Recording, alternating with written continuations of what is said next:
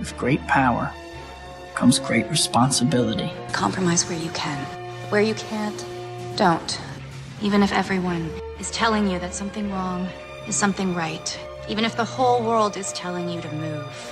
It is your duty to plant yourself like a tree, look them in the eye and say no. You move. Never step onto the battlefield of ideas unprepared. Before you enter the fray, you need a plan. And there's no better place to get one than right here on Tactics with host Caleb Colquitt. The Situation Room goes live now on News Radio 1440. Well, good Wednesday evening, everybody. Thank you so much for being with us here on Tactics, where speech isn't violence, tolerance isn't love, and disagreement isn't hate. Now, for those of you that are regulars on the program, you're here every week, you know what's going on. Wednesday, we try to take some news and try to go bigger picture. We take it to the meta level. We talk about some of the implications on the larger sort of worldview scale, and we're going to try to do the same thing here. One story that I thought that was just a fantastic jumping off point for this in particular was something that happened with Dr. Anthony Fauci. Now, to give you a little bit of context and background on where I stand with him, I've never been one of the guys that was on the hashtag Fire Fauci bandwagon. I never thought that the guy needed to be canned. Really, basically from the beginning, what I've been saying and the argument that I've been making is that, look, Dr. Fauci's a doctor. His job is to give a medical opinion. His job is not to give policy proposals. And a lot of the reason that a lot of conservatives dislike Fauci is because they're letting the media, and I don't mean Fox News, I mean the mainstream media, CNN, MSNBC, lead them around by the nose. See, what they've been doing is the media has been trying to craft this narrative that Dr. Fauci is the good guy and he's intelligent and he's actually looking at the numbers. And then Donald Trump is the ignoramus that's just sort of stumbling around in the dark and doesn't know what he's doing. And since he's not doing absolutely everything that Dr. Fauci is saying, then it must be that there is some tension between the two of them. There's really never been any evidence for that. This is a narrative that has been largely crafted out of whole cloth. Occasionally, they do say things that don't necessarily sound like they sync with one another, even though sometimes the media will say that Dr. Fauci contradicts Trump or something, and then you read, that's what it says in the headline, and then you read the article, and it turns out, no, he didn't contradict him at all. He was talking either about something else entirely or was saying something that didn't contradict what President Trump said. And so there's 1,000 different examples of that. There's no time to go through all of them. But suffice it to say, I said all that to drive home the point. I'm not one of the guys that thinks that Dr. Fauci ought to be fired. I don't think that he's doing a terrible job. I think that he's doing what he's supposed to do, which is giving medical advice to the president. That being said, this was a really, really dumb moment for Dr. Fauci. I still like him, still respect him, but this was a really stupid thing for him to say, and I'm going to explain not only why the thing itself was stupid, but why this is sort of pervasive of not only Dr. Fauci, but the government as a whole. So what was going on is Dr. Fauci, in a lot of the media appearances that he's been making, you can understand the guy's been in front of a camera basically for 2 months solid now, just about it. And one of the things that Dr. Fauci said is that we should not be comforted by the fact that the death rates are down. So essentially, and this is a paraphrase, but the essence of what he was saying is, well, yeah, our cases are going up, and our, a lot of our other stats are going up. But what we've been seeing is that the death rate has not really gone up substantially, certainly not proportional to the gigantic number of increases that we've been having recently. And if you've been following my show, especially on Thursday, you know that that is the case, that what we've been seeing is that we have been seeing an increase in cases and an increase, even though it's slight, in hospitalizations, but not an increase in deaths. And that's largely because younger, healthier people now are getting it right now, as opposed to back in March and April, when the people that were getting it were primarily older and people that were more vulnerable and thus more susceptible to this disease being fatal to them. But the reason that this is such a dumb thing for him to say is, why would we not be comforted by the fact that this virus is not as deadly as we originally thought? That makes no sense. Should we not be comforted by the idea that, yes, more people are going to get it, but less people are going to die from it than originally we believed? And Dr. Fauci, and again, I know he was just working off of the information that he had at the time. I don't hold it against him that he's been wrong on virtually every single prediction he's made when it comes to the numbers, because everybody was working off of that and everybody got it wrong. And I think that you can make a compelling case that he should have lowballed it instead of highballed it. I think that that's a fair criticism of Dr. Fauci, one that I've made myself. But underlying all of this is something that Dr. Fauci has a really bad track record on. Overall, I think that he's been pretty good at giving the president advice, and he has said this to Congress and said it to the media multiple times. Look, I'm just a doctor. I advise the president and give him medical advice, and then he has to make a decision based on the other factors that he has to consider. That's why he's the president and not Dr. Fauci. That's why people elected him to make those decisions, not just listen to whatever expert he has in his cabinet, because the president has a cornucopia of other considerations to make. If, for example, your doctor, let's say you're a pioneer working back in the pioneer days, and you have to work or your family is going to die of starvation. Okay, well, your doctor would advise you maybe not to work because you have some kind of ailment or some kind of sickness and your body just can't take the work anymore. But if you've got to choose between that and your children going hungry, you're going to defy the doctor's orders. That is a second consideration. It's not that the doctor's doing anything wrong or that he's giving bad advice or that he doesn't care about your family or anything like that. It's just he's giving you his medical opinion. Now, you as a private citizen that is a free American and able to make those decisions on your own, you have to take that advice and then weigh it against all the other factors, working, not working, that kind of thing, just using this as one example of this. I mean, if doctors were giving us advice and we followed the doctor's medical advice to a T every single time, we'd never go out or have interactions with anybody. And so that's really where the baseline is here. But Dr. Fauci telling us that we should not take comfort in the fact that this thing is way less deadly than we thought it was going to be. I mean, by exponential factors. The CDC came out just last week saying that the numbers are really about 10 times higher than we originally thought based on our antibody testing of the samplings that we've done. Probably about 10 times as many people have this thing as we originally thought, which means the fatality rate is significantly lower than we believed it to be. That's really, really good news. And so the only way to try to make sense of why Dr. Fauci is saying, look, and especially if you take it in the context of what he was saying, because he was also saying that we need to continue to obey social distancing guidelines, we need to continue to keep things more or less closed down. The thing is that that's Dr. Fauci's job, is to give you what would medically be the best solution. Medically, the best solution for you would be to live in a bubble for the rest of your life and never come in contact with another human being. I mean, whether COVID-19 existed or not, that is what is medically best for you, but we understand there are other things to consider, there's other things we have to think about, and that's not realistic. That's the reason that we have those structures in place. But Dr. Fauci saying that we should not take any comfort in that ignores that. Dr. Fauci trying to tell people that they should not be comforted by the fact that we have less people dying from this thing than we thought, even though they are getting infected. The only way that that makes sense is to remember that Dr. Fauci is not just a doctor.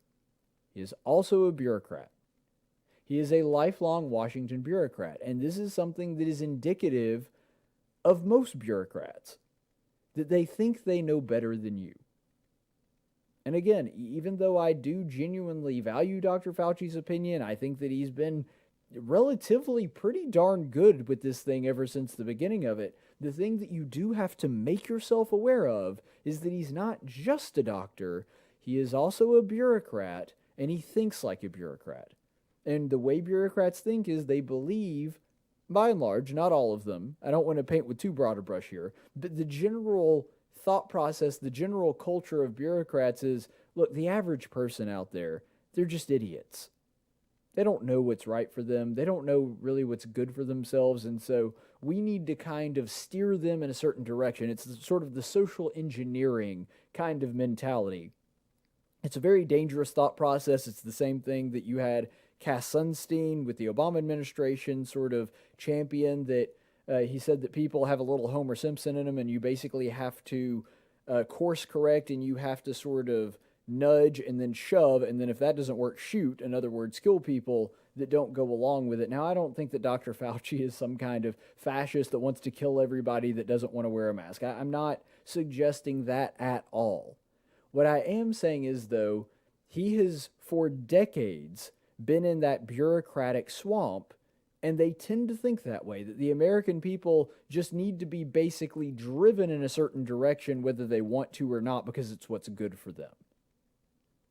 You see, a real conservative, somebody that believes in freedom and liberty, would take the stance of, we'll just give them good information and let them make decisions on their own.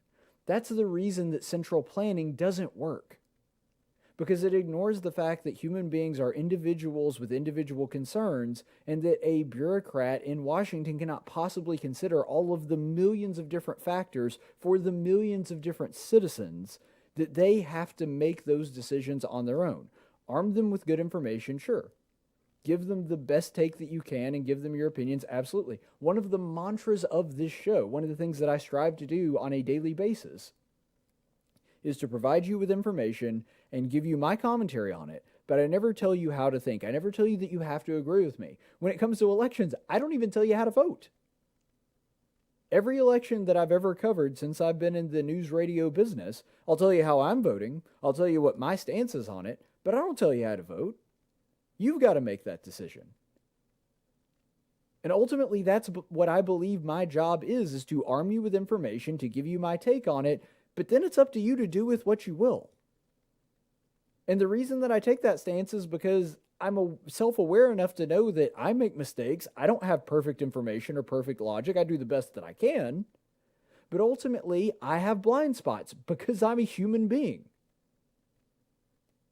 And the problem with a lot of bureaucrats, and I'm not trying to say specifically Dr. Fauci, but I think that he's part of this, is that the bureaucrats believe that they genuinely know better than you and you don't know what's right for you, so they have to make decisions for you. So what Dr. Fauci was trying to do here is basically trying to strategically scare you into acting the way that he thinks you ought to behave. Look, this thing can be measured on a scale. It doesn't have to be either, oh my gosh, this virus is going to kill all of us and we're going to wind up in an episode of The Walking Dead. Or, oh, there's absolutely nothing to this virus. It's exactly the same as the common cold and I'm just going to go out and hug people. Like, there is a middle ground here. It doesn't have to be all or nothing. And I get that humans suck at nuance. A big part of my job is dealing with that fact. The reason that I do the show is so that humans get that nuance that they tend to not be so great at. I get that you're going to have a portion of the population that one side wants to stay sheltered in place until we have a cure for this thing, and if that means staying in their house for 5 years, then they're fine with that. And then you have the other extreme. I think that's a very tiny minority. But then there's the other extreme of people that think we should go back exactly to the way that we were beforehand with no precautions whatsoever and just let the chips fall where they may. And I don't think either response is smart. But I also don't think the vast majority of Americans are there anyway. And the irony is, a lot of these bureaucrats at the top that think that they can dictate down to people from their ivory towers exactly what they are going to do and what they need to do. And this is what Dr. Fauci was trying to do. He's saying, okay, look, maybe the virus isn't as bad as it should have been, but we need to keep the panic ratcheted up to an 11 just to keep everybody doing the things that we think that they need to do to prevent this, even though the things that we think will prevent it, such as mandatory masks, there's very little evidence to show that that does anything to stop the spread of this thing, that our information changes basically on an hourly basis, that will tell you to do one thing, and then an hour later we decide, we need to do the exact opposite of that. Look, Just do the best you can to be transparent.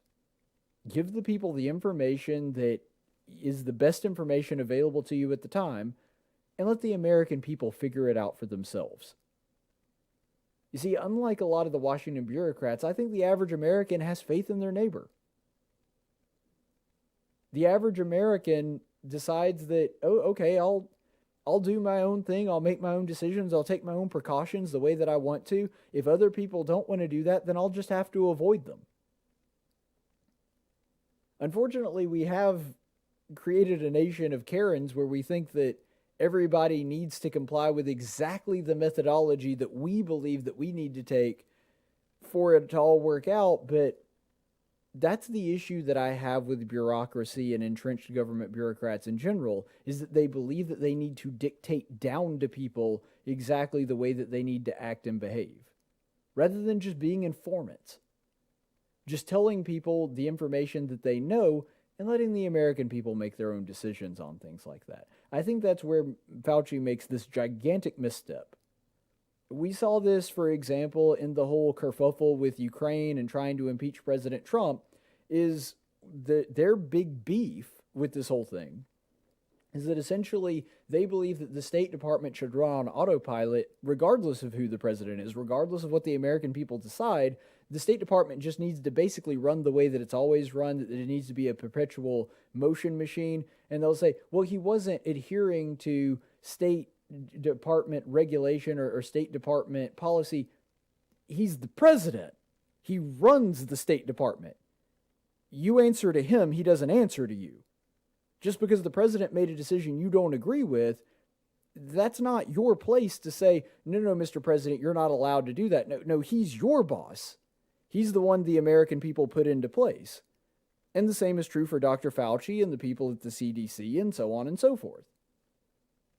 And I don't think that's going on with Dr. Fauci. I'm not saying there's a one-to-one comparison there. That I don't think Dr. Fauci, there's been no evidence that's been presented to me that I thought was compelling that he's trying to somehow undermine Trump. I've not seen that so far. But ultimately what I'm trying to say here is, and what I'm trying to help you understand is, there is a general sentiment by those in Washington, D.C. that they ought to be running the American people's lives from a giant control center in the middle of Washington, D.C. And that's not the way it works. That's not how people operate. And when that does happen, ironically, what it does is it makes people want to do the opposite. Just a perfect example, and this is just my own sentiment, and I know it's a little silly, but it really is the way that I feel, and it doesn't matter so much to me because I don't really go out much anyway. When Mayor Reed came down with the mandatory mask thing, I said this on the show when it happened, I said at the time, if I go out, I'm not wearing it. And I'm a person that probably would have worn the mask otherwise. At this point, I don't even want to wear it just because of the rebellious factor. I'm so fed up with government figures trying to mandate down to me exactly how I need to behave, that now that he's said that you have to wear the mask or we're going to fine you, I'm the guy that's going to say, fine me. And you're going to see a lot of that reaction when government comes down with an iron fist trying to mandate people do it. Whereas if you just give the recommendation, a large portion of the population is going to look at it and go, okay, that makes sense. All right, I'll do that. See, it's the force that makes a difference. And the thing is, even bureaucrats like Fauci that have the wrong ideas, that I think look at citizens as cattle as opposed to actual citizens, like a herd that has to be protected by them, the benevolent shepherd. Even people that think that way, they're basically harmless as long as they don't have the blunt force of law behind them.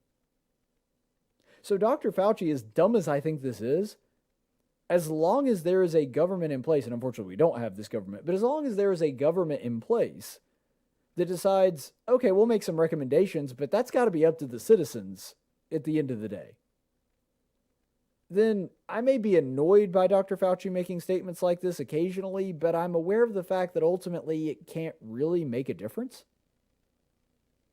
You see, when they come down and enforce it, that's where the issues start, and that's where I start having a problem. All right, so one other thing that's kind of an illustration of this, another big worldview sort of moment for us this week. President Trump recently, sort of in relation to the COVID-19 thing, he said that he is planning not to fund schools if they do not open in the fall, basically trying to lend weight to the thing that he sort of hinted at and suggested at earlier this week, where he was saying that schools do need to reopen. And by the way, I am of the opinion that schools do need to reopen.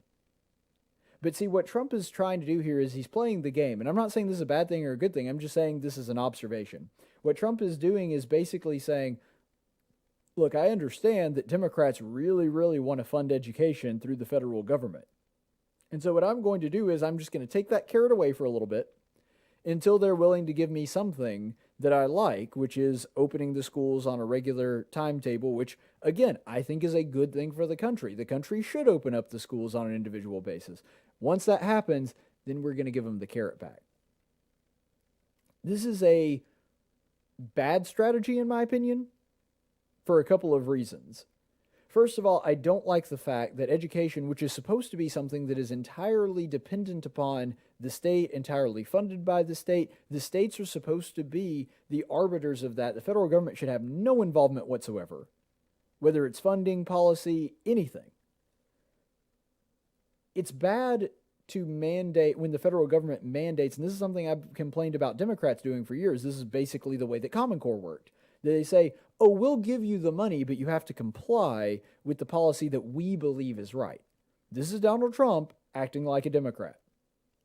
This is a policy that the Obama administration invoked when they created Common Core.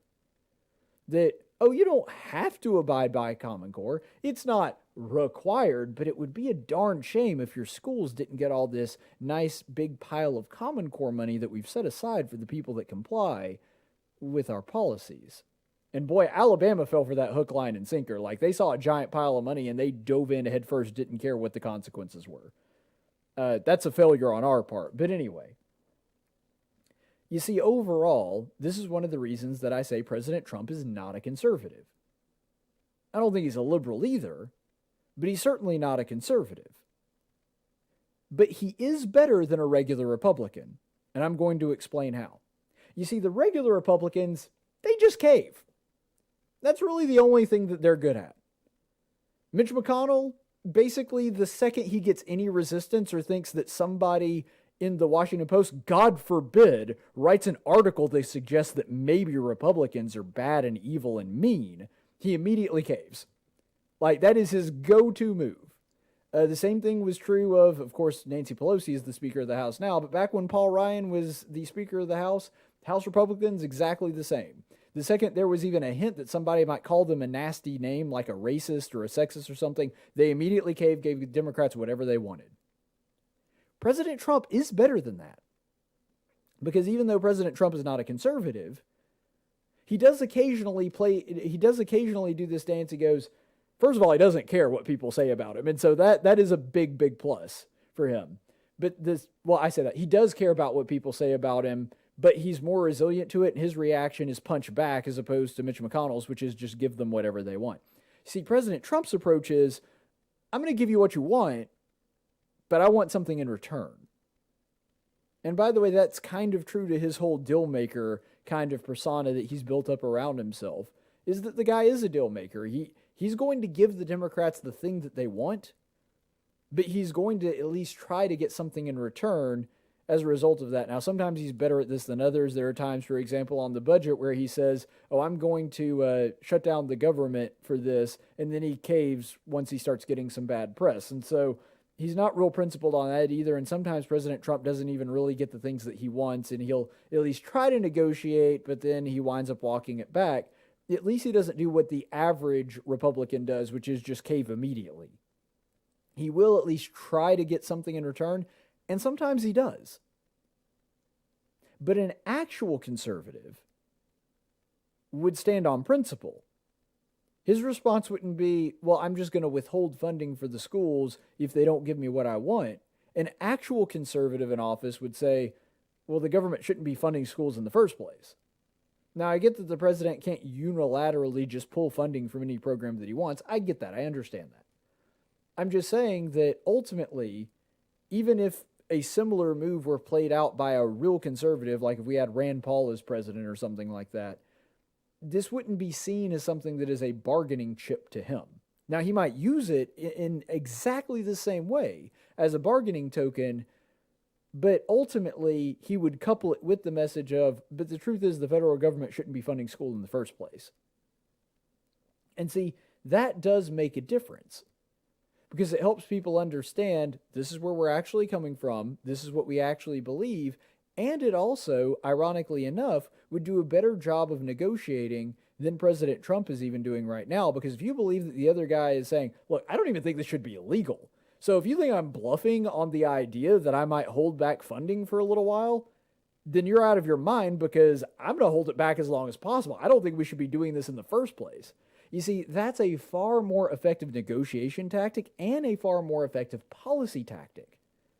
It lets people know where you stand. It lets people know where your ideological core is, which Trump doesn't have an ideological core, that, at least based on anything that I've seen from him. And that's one of the reasons that I say that Trump is honestly not a conservative. He's just trying to throw out a potential carrot for the Democrats to get and saying, I'm going to take it away if you don't give me what I want. Now, granted, like I said, that's much, much better than Mitch McConnell that just says, here's the carrot, I don't really need anything. Or here's the carrot, let's spend even more money on something that I like. And that's his response to it. His response to government spending is, okay, well, I'll give you the government spending if you spend even more money on the thing that I want to spend money on. And so, granted, Trump is better than that. Don't get me wrong, he is. But it is a little different than somebody that is ideologically conservative. And so that's just something that I was thinking about the other day. I think that it really helps illustrate and understand exactly where we are on this. So that's going to be our show. I got to get out of here. We're about to start church service. In fact, I'm probably already at least a couple minutes late. So we will see you back here tomorrow for our big Thursday show. And of course, we'll be having our coronavirus update where we actually go through the numbers, how it's affecting the state of Alabama specifically. And that will all be coming up tomorrow at 6 o'clock. In the meantime, stay the course, friends. Tactics is a production of News Radio 1440 and Cumulus Media Montgomery. Opinions expressed on this program are those of the host and do not necessarily reflect the opinions of Cumulus Media or our business partners. Graphics by Jessica Dawson. Video production by Jackson Dean. Broadcast studio provided by Faulkner University. Location studio provided by the Dalrata Church of Christ. Copyright 2020.